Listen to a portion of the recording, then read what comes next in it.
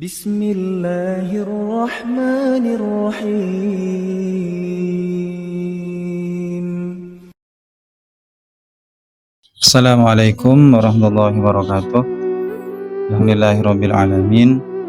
Salatu wassalamu ala asrofil anbiya wal mursalin sayyidina wa habibina wa syafi'ina wa maulana Muhammadin sallallahu alaihi wasallam wa ala alihi wa sahbihi ajma'in, amma ba'du. Alhamdulillahirabbil alamin. Kembali lagi kepada channel saya, yaitu Abu Rama Channel. Baru dirubah tadi malam. Sekarang sudah pagi kan. Alhamdulillah jam menunjukkan 2:30. Alhamdulillah sudah masuk waktu sahur dan saya masih belum sahur. Saya baru datang dari pasar dan langsung bikin video ini. Insyaallah penuh dengan edukasi, bermanfaat, bisa memberikan wawasan sedikit, wawasan dari saya. Mudah-mudahan bermanfaat, amin ya rabbal alamin. Pada kesempatan kali ini saya akan menyampaikan di beberapa kitab yang mengenai tentang Lailatul Qadar. Lailatul Qadar itu apa, terus bagaimana, kapan, kemudian tanda-tandanya itu apa, kita akan bahas. Bismillahirrahmanirrahim. Sebelumnya saya akan membacakan ayatnya. Bismillahirrahmanirrahim. Inna anzalnahu fi lailatul qadr wa ma adraka ma lailatul qadr. Lailatul qadri khairum min alfi syahrin tanazzalul malaikatu warruhu fiha biizni rabbihim min kulli amr. Salamun hiya hatta matla'il fajr. Adapun terjemahannya, Inna anzalnahu fi lailatul qadr. Sungguhnya kami, saya terjemahkan sendiri ya. Saya tidak membaca terjemah. Saya terjemahkan, sesungguhnya kami menurunkan Al-Quran di malam Lailatul Qadar. Kemudian wa ma adraka ma Lailatul Qadar. Wa ma adraka ma Lailatul Qadar. Sebelum membahas titik Lailatul Qadar, kebanyakan teman-teman membaca tajwid di lafadz itu kebanyakan begini. Inna anzalnahu fi lailatul qadar wa ma adraka ma lailatul qadar.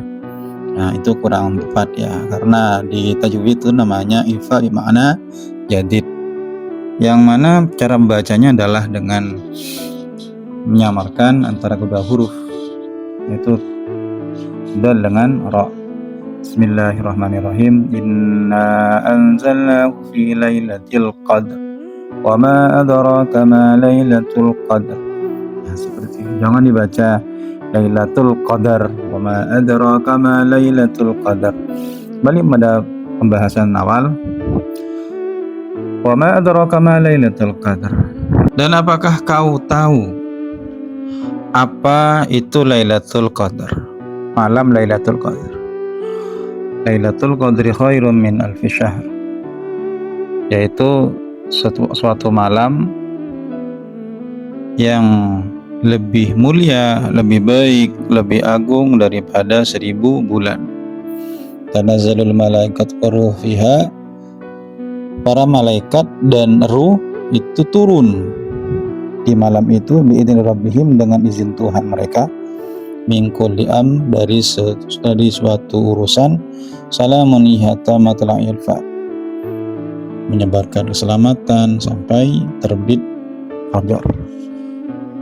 Titik fokus pembahasan pada video kali ini adalah Lailatul Qadar itu kita tahu bersama itu terjadi di bulan Ramadan. Kapan terjadinya? Perlu diketahui teman-teman, sahabat-sahabat, bahwasanya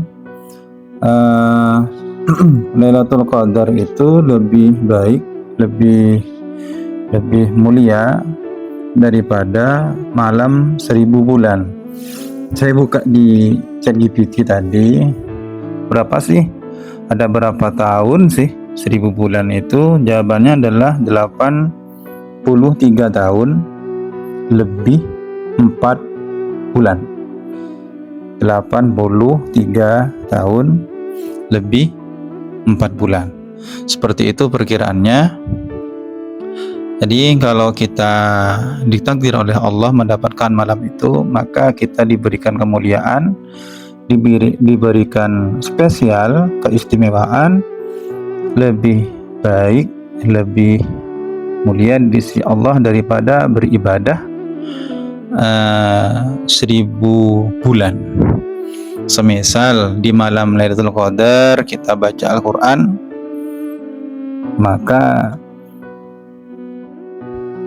baca Al-Quran di 1000 bulan itu masih lebih baik di malam Lailatul Qadar.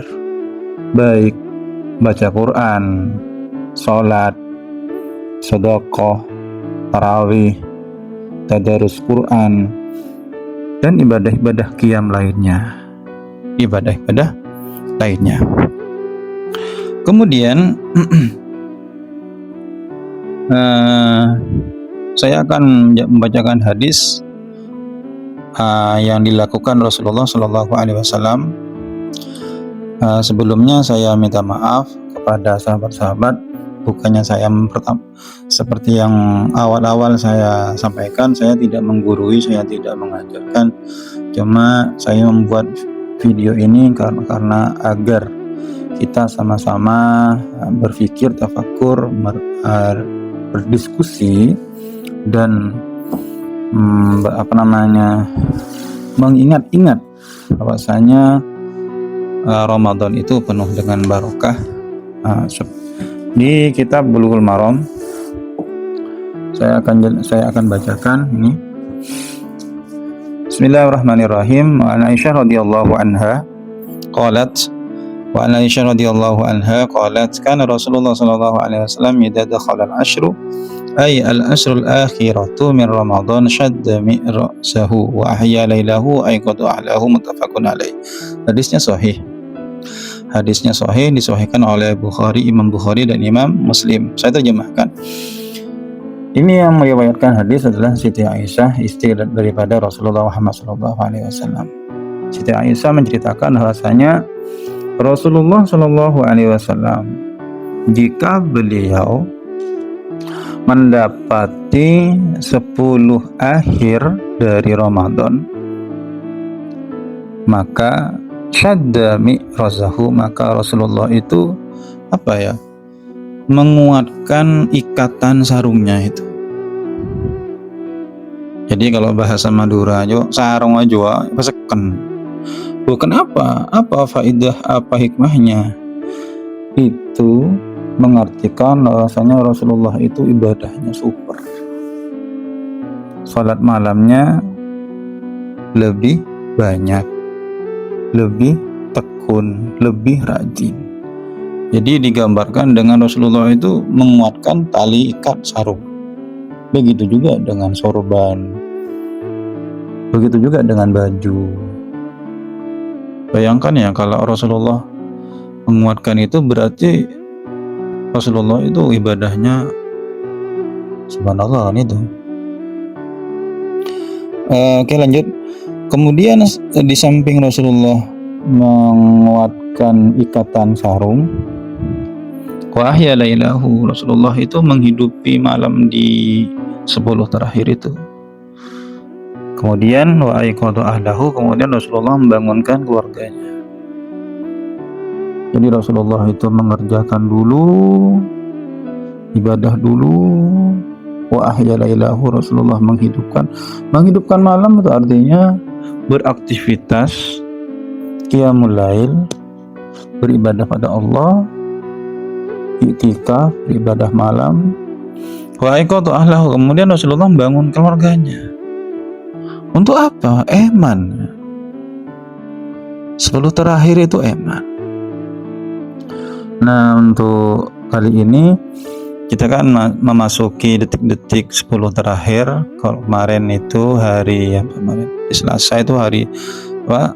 Tanggal 21, sekarang tanggal 22. Tanggal 22 ya, Ramadan, dan begitu seterusnya sampai 30. Mudah-mudahan kita mendapatkan izin, mendapatkan rahmat berkah sehingga kita bisa beribadah dan mendapatkan keberkahan malam Lailatul Qadar. Amin amin ya rabbal alamin.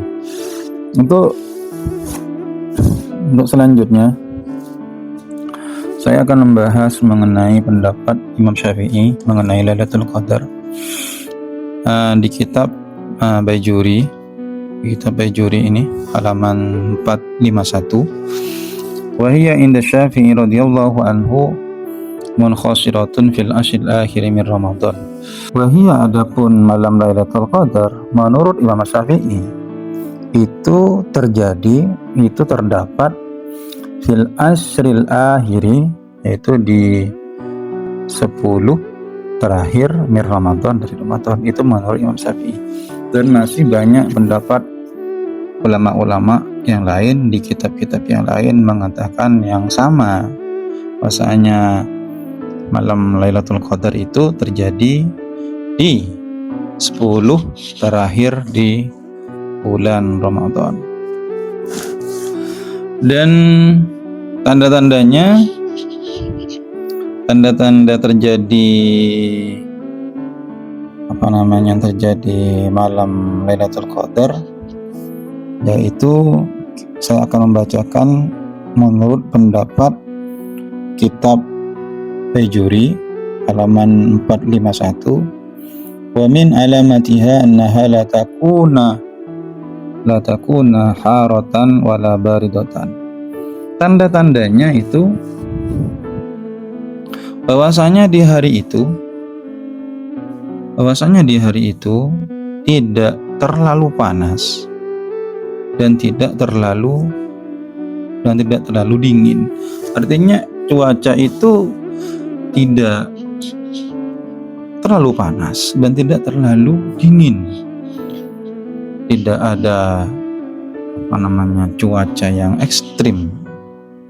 Menurut pendapat kiai saya, guru saya, Kiai Damanhuri, beliau itu mengatakan bahwasanya di waktu dulu saya belajar, beliau mengatakan bahwasanya kalau terjadi Lailatul Qadar, maka fenomena alam ini normal, tidak terlalu condong sangat panas, tidak terlalu condong sangat dingin.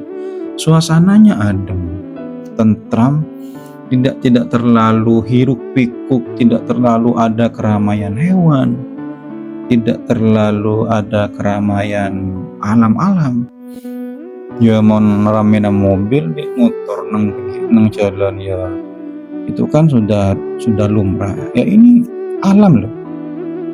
Alam itu sejuk, kita adem rasanya, kan seperti itu. Kemudian beliau menambahkan bahwasanya tanda kalau terjadi Lailatul Qadar itu air laut itu tidak asin, malah tawar. Kita bisa buktikan apa tidak, wallahu a'lam. Itu pendapat Kiai Damanhuri. Oke, kita lanjut. Kemudian wa anta talu asyamsu sabihataha bayda laisa fiha kasiru syi'a. Bahwasanya ketika terbitnya matahari itu sinarnya itu putih. Kemudian laisa fiha kasiru syi'a, kemudian silaunya itu tidak terlalu silau, sedang. Artinya apa? Keberkahan Lailatul Qadar itu, alam itu terkena berkahnya, sehingga alam itu adem, tentram. Kemudian menambahkan lagi Kiai Damanhuri, yang saya ingat bahwasanya tidak ada angin, tentram, seperti itu. Kemudian wa yundabu ayajtahida syahsu fi yaumiha kama yajtahidu fi lailatiha, dan disunahkan ketika di malam Lailatul Qadar itu seorang itu bersungguh-sungguh dalam beribadah, tahajudnya ditambah, ngajinya ditambah, puasanya sungguh-sungguh. Kalau dipikir-pikir, ibadah paling utama di bulan Ramadan adalah apa? Coba. Puasa. Karena di dalam Al-Quran diwajibkan puasa. Pahala tertinggi adalah kewajiban, yaitu berpuasa. Kita puasa dengan sungguh-sungguh. Apa yang dianjurkan dalam puasa kita lakukan, apa yang dilarang dalam puasa kita lakukan. Alhamdulillah. Kemudian malamnya kita qiyamul lail. Qiyamul lail itu adalah ibadah malam, baik iktikaf, ngaji, dan lain sebagainya, berzikir gitu. Untuk selanjutnya, sahabat-sahabat, teman-teman, saya akan menyampaikan kapan sih terjadinya, di tanggal berapa gitu, di tanggal berapa terjadinya malam Lailatul Qadar. Saya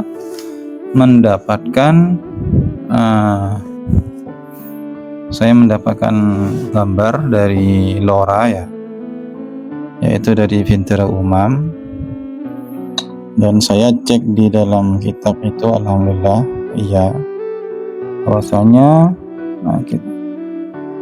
misalnya gini, ada beberapa pendapat dari ulama, mulai dari ulama Imam Al-Ghazali dan Imam Qulyubi. Kemudian pendapat yang kedua yaitu Imam Syadzili. Kemudian pendapat yang ketiga yaitu versi Imam Al-Bajuri. Saya bacakan. Menurut Imam Al-Ghazali dan Imam Qulyubi, jika awal Ramadan ini Ahad, maka Lailatul Qadar terjadi di malam 29. Terus di bawahnya, jika Senin maka malam 21. Jika Selasa malam 27. Jika terjadi awal Ramadan itu Rabu, maka malam 29. Jika terjadi awal Ramadan itu Kamis, maka Lailatul Qadar itu terjadi di malam 25. Alhamdulillah, sahabat-sahabat, kita mengingat ya, di Ramadan tahun ini puasa Ramadan itu dimulai di hari Kamis kan. Menurut Imam Al-Ghazali dan Imam Qulyubi, Lailatul Qadar terjadi pada malam 25. Alhamdulillah.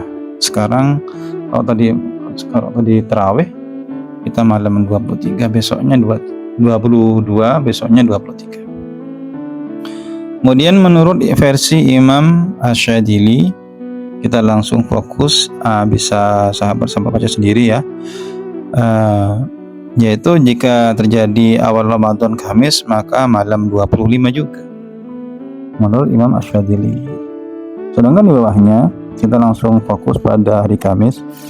Jika awal Ramadan pada hari Kamis, maka Lailatul Qadar terjadi pada malam 21. Kok beda? Mujtahid, orang ulama-ulama yang berijtihad, semuanya adalah benar. Tinggal kita mau ngambil yang mana. Kalau pribadi saya sendiri dari dulu memang mengikuti arahan dari guru-guru, yaitu saya mengambil Imam Al-Ghazali yang menentukan bahwasanya Lailatul Qadar 25, malam 25. Juga saya pernah membaca kitab atau buku-buku terjemahan tentunya, yang ulama banyak mengatakan bahwasanya Lailatul Qadar itu, ini pendapat yang lain, Lailatul Qadar itu seluruh malam di 10 terakhir. Jadi tidak ada bedanya seperti yang disebutkan tadi. tanggal 21, 22, 23 sampai 30. Kemudian malam 30 sih, malam 29. Kemudian ada pendapat ulama lainnya. Mohon maaf saya tidak bisa mengambil kitabnya, nggak lupa gitu kitab apa. Kemudian ada ulama lagi, ini yang lebih umum ya. Bahwasanya Lailatul Qadar itu 1 bulan, mulai dari awal bulan Ramadan sampai akhir Ramadan. Alhamdulillah. Begitulah pendapat daripada ulama. Tinggal kita ngambilnya di yang apa. Kemudian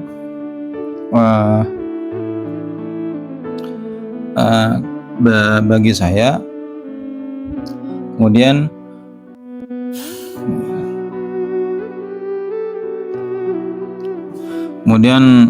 dari saya yang terakhir, apabila sahabat-sahabat sudah mengetahui kalau Ramadan itu Lailatul Qadarnya hari apa, kemudian hari apa yang diyakini, kemudian malam ngambilnya itu malam ganjil, sehingga ada istilah selekor, lolekor, segemi ya, atau lekor, sangat lekor. Bagus, sangat bagus. Kemudian ada penekanan ibadah di situ. Tapi kalau meninggalkan di malam-malam yang selain itu, ya kurang baik juga. Artinya kalau seandainya saya sebutkan malam Lailatul Qadar 25 tadi ya, malam 25-nya kita sungguh-sungguh, ngajinya full, ibadahnya sangat khusyuk. Sedangkan malam yang lain tidak seperti itu. Itu baik tapi kurang tepat. Itu baik kurang tepat. Kita tidak boleh meninggalkan fadilah-fadilah keutamaan di malam yang lain juga. Karena Ramadan ini spesial, sehingga kalau kita menganaktirikan seperti itu kurang baik juga. Tapi alhamdulillah daripada tidak sama sekali. Terima kasih karena sudah menonton video ini. Saya sekali lagi minta maaf tidak menggurui, cuma pernah belajar sama guru dan disampaikan. Saya tidak alim, saya tidak pintar, tapi apa yang disampaikan oleh guru saya sampaikan pada sahabat-sahabat. Bermanfaat, alhamdulillah, dikerjakan, diamalkan, lebih alhamdulillahirabbil alamin. Demikian video pendek ini, kita bisa mengetahui Lailatul Qadar. Tidak cukup sahabat-sahabat mendalami Lailatul Qadar, Anda bisa berguru sama guru-guru mendalami apa itu malam Lailatul Qadar. Datangi kiai, datangi ustadz. Tidak cukup menonton video, tidak cukup menonton YouTube atau aplikasi lainnya untuk belajar, apalagi Google. Tambahan dari saya, yang bonus, anggap bonus. Jika antum sekarang medsos dan aplikasi-aplikasi ini super canggih sekarang, bahkan ada istilah yang baru yaitu AI. Bahkan di Google tuh ada versi AI-nya, bahkan semua aplikasi kadang ada AI-nya. Kita alhamdulillah diberikan media, diberikan wadah oleh Allah untuk kita tetap belajar dan belajar. Tapi jangan sampai bablas, jangan sampai kita itu terlalu berguru pada aplikasi. Katakan begini, semisal ya ada orang mu'alaf baru masuk Islam, dia tuh bingung hukumnya A, misalkan ya, hukumnya A itu hukumnya haram apa halal. Langsung buka aplikasi ChatGPT misalnya, atau sekarang yang terbaru ya Dola namanya. Itu saya rasa baik, tapi kurang kurang bagus. Bagus tapi kurang baik. Seyogyanya datangi ustadz, datangi kiai, kemudian diskusi, belajar ilmu. Tapi kalau misalkan Anda ingin tahu doa sholat duha atau doa sholat witir, sholat tarawih, itu silahkan lihat di Google, lihat di AI. Tapi kalau masalah hukum haram, hukum halal, perbedaan ulama, saya sarankan tidak melihat di aplikasi. Langsung datangi ustadz, datangi kiai. Kalau saya pribadi sendiri, saya berguru pada Kiai Damanuri, dan masih banyak guru-guru yang lainnya, diantaranya Kiai Haji Ahmad Yahya Samsul Arifin. Juga di sini Ustadz Jailani guru-guru saya. Mudah-mudahan beliau diberikan umur panjang. Amin amin ya rabbal alamin. Wa akhiran, wallahul muwaffiq ila aqwamit thoriq. Assalamualaikum warahmatullahi wabarakatuh.